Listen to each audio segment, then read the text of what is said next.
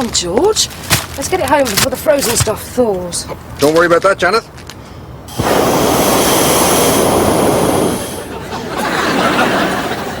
My coat's in there. Oh, hang on. Here it is. Shut up, you little bleeders! Put your seatbelts on. Leave that alone. It's a cigarette lighter, it's not a toy. Leave it! Oh, ha ha, very funny. Now put your brother out. Don't touch the stereo.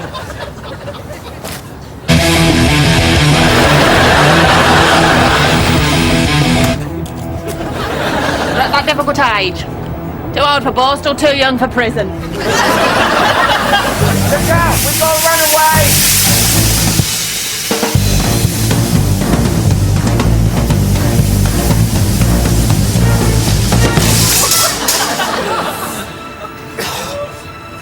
Have you lost something?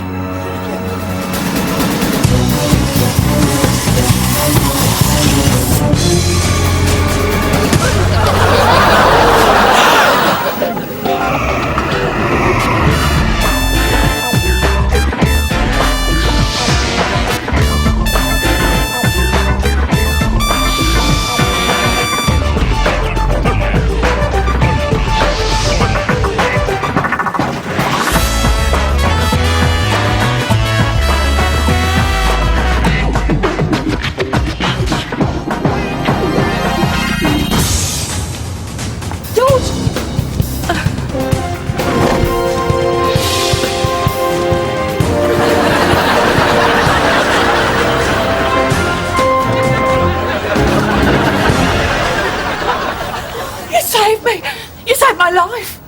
How can I thank you? No need to thank me. It's all part of the job.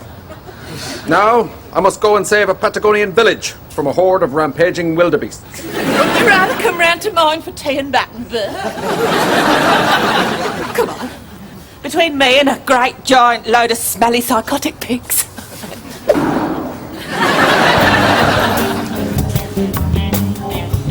It is a far, far better thing that I do than I have ever done. It is a far, far better rest that I go to than I have ever known. The end. Dickens' use of imagery is very impressive, Mummy. Yes. Now go to sleep, and tomorrow night we'll start on Anna Karenina. Goody. George, I thought you were out on patrol. I was, but something happened. Something serious. It's your mother. Janet, get rid of her. I need to talk to you. Mum, look, this isn't a good time. I was just going to... How's your father? No, I was going to do the ironing. I mean, is your father here? Here? He lives with you, Mum. That's what I thought, and he's gone. Gone? Ah, Mrs. Dawkins, how are you? I'm very well, George, for someone who's been deserted, someone who has been abandoned. Excellent. Well, nice to see you. Our home is your home. George, Dad's gone missing. Oh, that's terrible. Oh, that's just awful. Drop by any time. He could be anywhere. Mum, did you upset him? Certainly not. How could I possibly upset him? I haven't been speaking to him since last Tuesday. So you did upset him? Words were exchanged, yes. But he's been under my feet ever since he retired. On my sofa, walking dust into my carpet, yelling out the answers on countdown. It's horrible. Bye-bye. Don't be stranger. You mean don't be a stranger? I know what I mean. Mum, Dad'll come back when he's hungry, don't worry. Don't worry, Janet, your father's a Rotarian. He has no survival skills. Where could he have gone? He can't have gone far. He only took one blazer with him. He's probably just trying to teach you a lesson. Or he might be dead. George! Look, you go home, wait by the phone. I'm sure he'll be in touch, and if I hear anything, I'll call, okay? Thanks, darling, you're right. It's probably nothing. No, I'll ask round at work, see if anyone's seen him. And I'll ring the morgue. Janet, what if I never see him again? When I tell him to drop dead, it's just a figure of speech. I swear to God I didn't mean to. I just wish... Goodbye, Janet.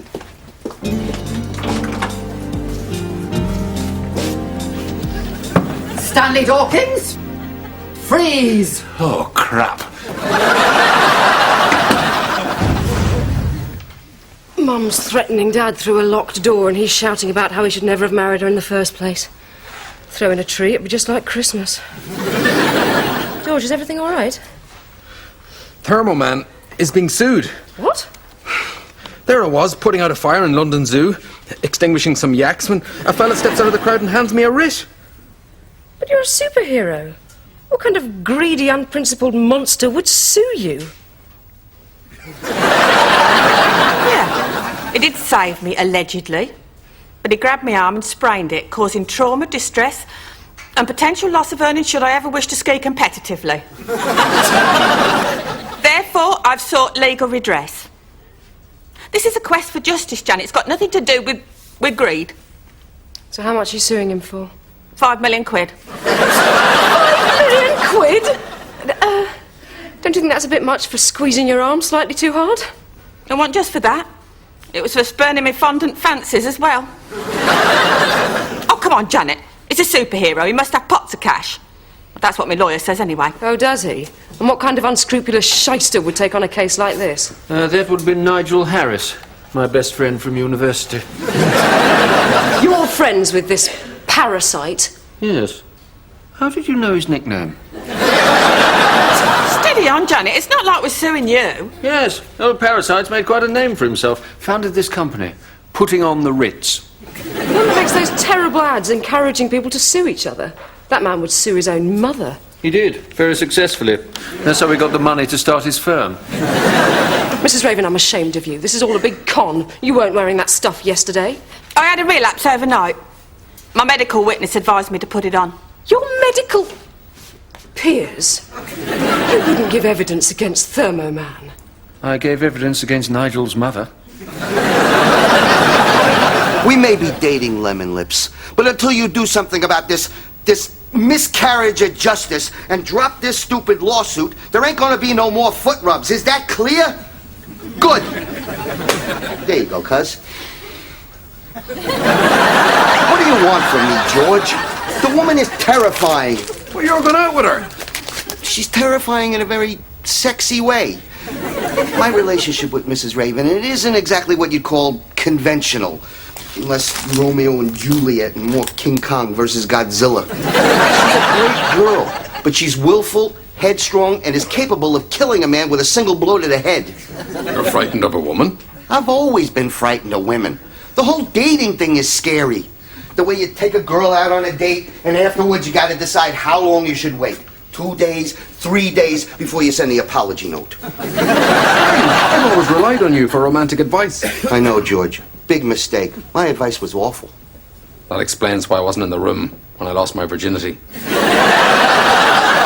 No, but I was. Ernie, I know it's not going to be easy, but you're her toy boy. You've got to get her to drop the case. Now, I'm off on patrol. No, George, there's no way you can go out on patrol. Why not? Because every time Thermo Man appears, every greedy bum on the planet is going to be there looking for ways they can sue you. You're like a flying cash dispenser. I can't patrol. But the world relies on me. And I rely on saving the world. Saving the world isn't everything, George. I used to be like you. I used to get off on making the world a better place for mankind, but now I know. A kebab and a Pamela Anderson video are just as good. George, why are you on the sofa? Shouldn't you be out on patrol? I can't patrol till the trial's over. But you're an alien. Surely you don't have to recognise Earth law. I do, Janet. Each Ultronian swears by a solemn oath to be bound by the laws of the planet he inhabits. God, this is going to cost us a fortune. I know. You've rescued some pretty important people. Couldn't you appeal to them for funds? Janet, Thermoman can't charge for his services. A superhero must not beg.